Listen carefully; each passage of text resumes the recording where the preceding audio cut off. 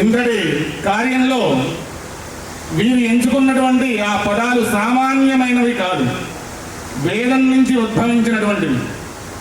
చాలామంది మనం అనుకుంటూ ఉంటాము, చిన్నప్పటి నుంచి పాఠశాలల్లో చూస్తూనే ఉంటాము, మాతృదేవో భవ, పితృదేవో భవ, ఆచార్య దేవో భవ, అతిథి దేవో భవ. అవునా? ఈ 4 పదాలు వింటూనే ఉన్నాం, చూస్తూనే ఉన్నాం, నడుస్తూనే ఉన్నాం. కానీ ఇవి ఏదో సామాన్య పదాలు కదా అని మనం సహజంగా నడిపించేస్తున్నాం. అవి వేదం నుంచి ఉద్భవించినవని మనకి ఎంతమందికి తెలుసు? ఉపనిషత్ గ్రంథం నుంచి ఉద్భవించినటువంటి పదములు అవి. దేవపితృకార్యాభ్యాన్న ప్రమదితవ్యం, మాతృదేవో భవ, పితృదేవో భవ, ఆచార్య దేవో భవ, అతిథి దేవో భవ.